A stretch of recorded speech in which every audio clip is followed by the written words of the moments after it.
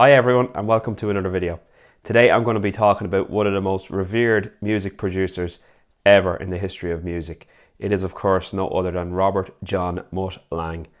So I'm going to run through a brief overview of his career and then I'm going to pick the top 5 Mutt Lange produced albums in my collection and see what you think. Okay, but before we dive in, if you haven't subscribed to my channel, please do so now. And if you like this video, hit a like, hit the notification bell, and that'll notify you of future videos from my channel. And if you could also leave a comment if you're interested, I'd be interested to hear your opinion on your top 5 Mutt Lange albums, or maybe you don't like Mutt Lange's production style at all, so please let me know in the comments below. Okay, we'll dive in. So we'll do a quick overview of Mutt Lange's life. So Robert John Mutt Lange, born 11th November 1948, is a South African record producer mainly known for his work with rock music, as well as his previous marriage to Canadian singer Shania Twain, with whom he co-wrote and produced various songs. Her 1997 album Come On Over, which he produced, is the best-selling country music album, the best-selling studio album by a female act, and the best-selling album of the 1990s and 9th best-selling album in the United States. Interesting.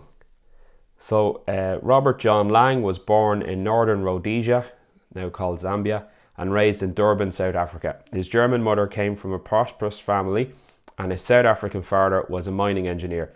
Nicknamed Mutt at an early age, Lange grew up a fan of country music, in particular the singer Slim Whitman. While studying at Belfast High School in what is now Mpumalanga province, he started a band in which he played rhythm guitar and sang harmony vocals. Okay, just that's pretty much an overview of his life. So if you're not aware of Mutt Lange, he was basically one of the biggest producers in the late 70s, all through the 80s and even into the 90s. And he was still producing albums up to probably 5-6 years ago. I think he did an album with Muse actually.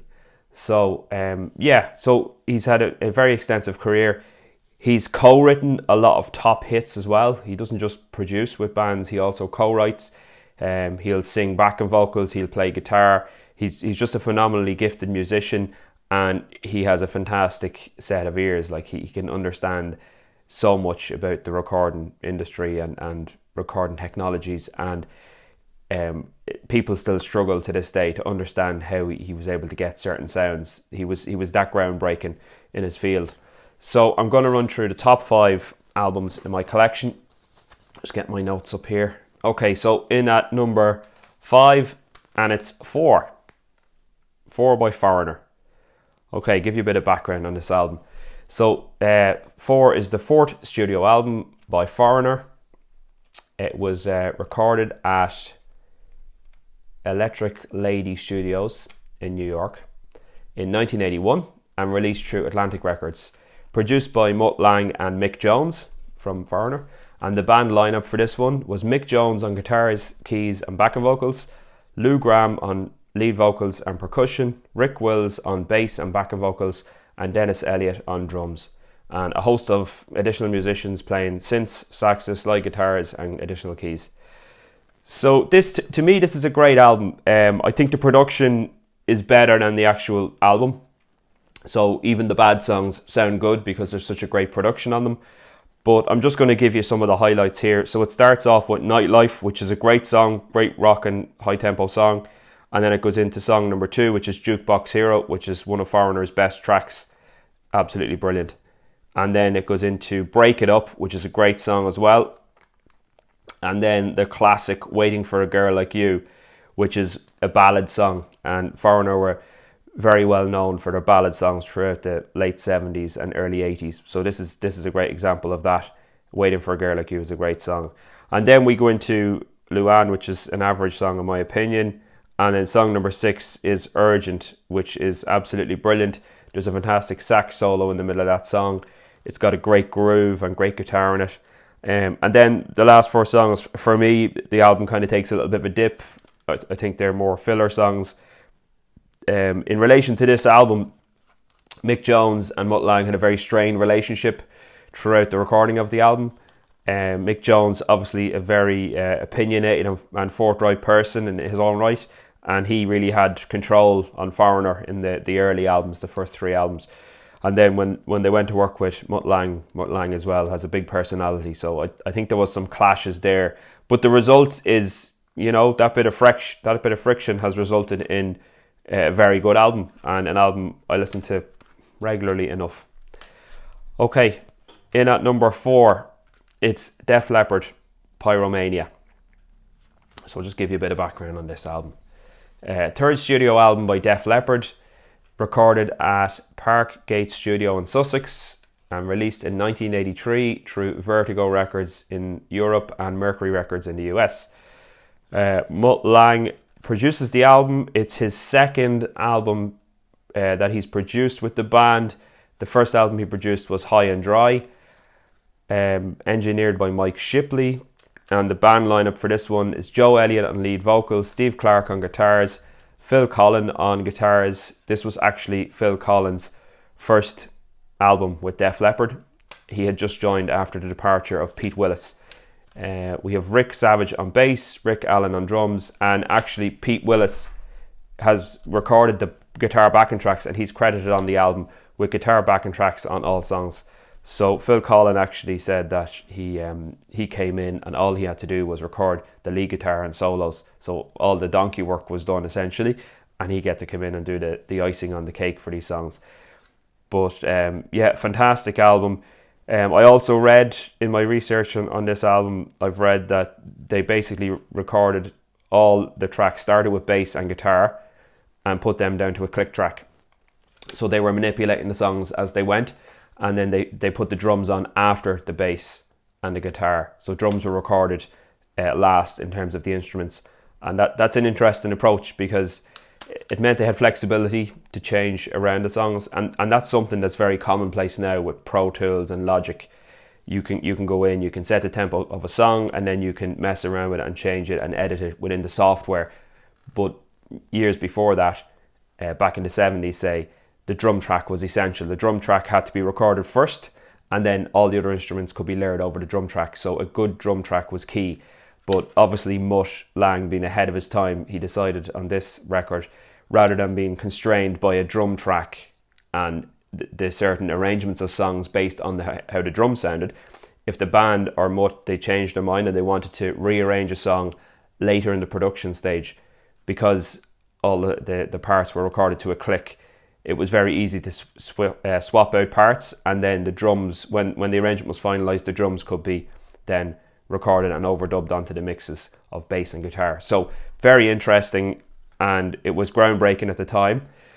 So he was ahead of his time in the sense of that, Mutt Lange. So I'll just run through some of the standout tracks on the album. So starts off with Rock Till You Drop, which is a great one. Number 2 is a classic Def Leppard song, Photograph. Then you've got Stage Fright, Too Late for Love, Die Hard the Hunter, and then we're into Foolin', which is a fantastic song. Song number 7, Rock of Ages, Coming Under Fire, Action Not Words, and Billy's Got a Gun. And Mutt Lange actually has writing credits on a lot of these songs. So it's interesting, but a fantastic album, a standout album, and one of Def Leppard's best albums. Okay, we'll move on to album number 3 in the top 5 Mutt Lange produced albums in my collection. So album number 3 is Highway to Hell by AC/DC. So I'll just give you some background on the album. 6th studio album by AC/DC, released in 1979 through Atlantic Records and Albert Productions, produced by Mutt Lange at Roundhouse Studios in London. The band lineup for this, Bon Scott on lead vocals. So this was Bon Scott's last album before he passed away. Malcolm Young on rhythm guitar, Angus Young on lead guitar, Cliff Williams on bass, and Phil Rudd on drums. This lineup is what many people consider the classic or the best AC/DC lineup. So this album, Highway to Hell, iconic album, and it was really AC/DC's biggest album to that point.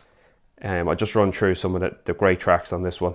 So it starts off with the title track, Highway to Hell, pretty much the universal AC/DC song. Everybody knows that one. Then it goes into Girls Got Rhythm, which is class. Walk All Over You is a good song.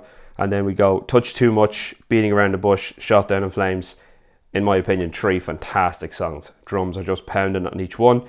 Then you've got Get It Hot, If You Want Blood You've Got It, which is fantastic live song, but it's actually a studio version on this one, but was recorded live for later releases. And then Love Hungry Man and Night Prowler. So Highway to Hell comes in at number 3. It's an absolutely classic album, and the last one by Bon Scott, so very historic album. Okay, we go into album number 2. Def Leppard, Hysteria. Groundbreaking album, released in 1987. 4th studio album by Def Leppard through Mercury Records, produced by Mutt Lange, and recorded, a lot of it was recorded actually in Wimble Lane Studios in Dublin in Studio 2. So very interesting. The lineup for the band was Joe Elliott on lead vocals, Steve Clark on guitar, Rick Savage on bass, Phil Collen on guitar, and Rick Allen on drums. Now, this album was recorded a short time after Rick Allen was in a car accident and lost his arm.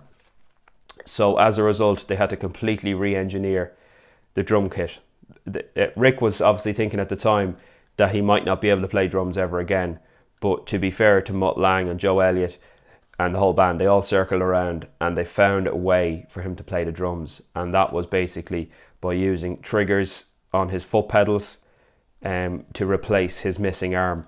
And like I have to say, the drum sound is very electronic sounding on this album, but it doesn't take away from it.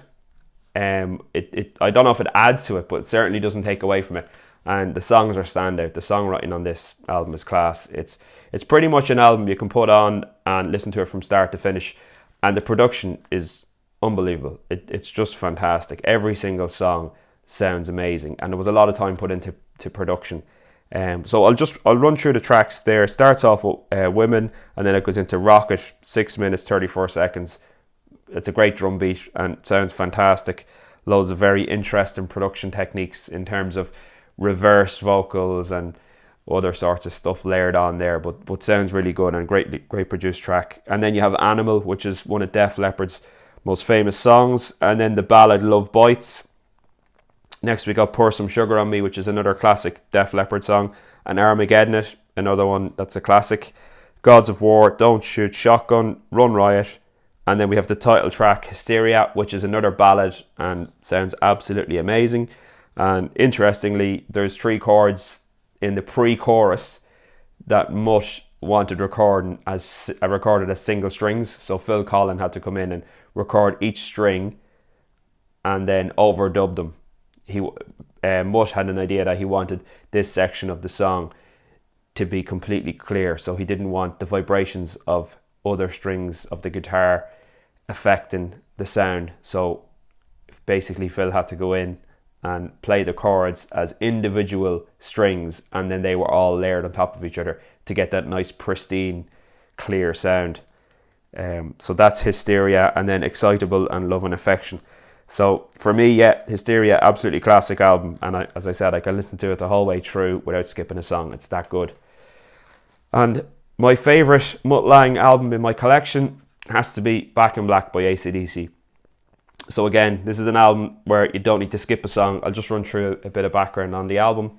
So 7th studio album by AC/DC, released in 1980 through Atlantic Records and Albert Productions, produced by Mutt Lange at Compass Point Studios in Nassau. It's the first album with Brian Johnson on vocals following the death of Bon Scott, Malcolm Young on rhythm guitar, Angus Young on lead guitar, Cliff Williams on bass, and Phil Rudd on drums. And this is just the perfect hard rock and roll album, start to finish. Nothing fancy. A black cover there as per Spinal Tap a few years later, but it's an absolutely fantastic album. So I'll just run through the tracks here. And there's so many of these tracks AC/DC still play live to this day. That just tells you how good this album is. And also it's one of the highest selling albums of all time. I think Thriller has more sales, maybe 1 or 2 more, but Back in Black, it's one of the highest selling albums of all time and recently broke records a few weeks ago. I might actually do a deep dive review on Back in Black, and I can give you all those stats when I have them to hand. I just don't have them to hand at the moment. But for now, let's run through this track listing on this one. So it starts off with Hell's Bells, which is iconic. Starts off with a big bell. and then it goes into a great hard rock track, brilliant guitar solo in it and everything. Shoot to Thrill is a great riff, brilliant song. What Do You Do for Money, Giving the Dog a Bone, Let Me Put My Love Into You, fantastic. Not a song I'd skip there. They're all great rocking songs. And then you've got Back in Black, the title track, which is one of AC/DC's most well-known songs. It's absolutely fantastic. Still play it. They still play it at every gig. And You Shook Me All Night Long, which is again another classic AC/DC song that, you know, most people will be aware of, a little bit like Highway to Hell. Then you have a Drink on Me at number 8, Shake a Leg at number 9, and it finishes off with Rock and Roll Ain't Noise Pollution. So 10 songs, it's about 45 minutes long, absolutely perfect length for an album, and from start to finish it's a rocker, no skipped songs. So that's my number 1. So yeah, I'm a big fan of Mutt Lange's production, to be honest. I know he pushes artists and he's very much a bit of polished studio production, but I actually like that. I actually prefer albums that have had some work put into them and you can really hear how good and clear they sound. So yeah, it's something I like. I like Mutt Lange's work, and I have to pick up some more of his albums, and hopefully sometime I can do a top 10 review. Okay, I hope you enjoyed the video. If you leave a comment below, I'd greatly appreciate it. Let me know, would you agree with me? Would you have the 5 albums in a different order? Or maybe you'd have different Mutt Lange albums that you would have included in your top 5. Or maybe you don't like Mutt Lange at all. Maybe you think his style is too polished. Please let me know in the comments, and I'll talk to you on the next video. Bye bye now.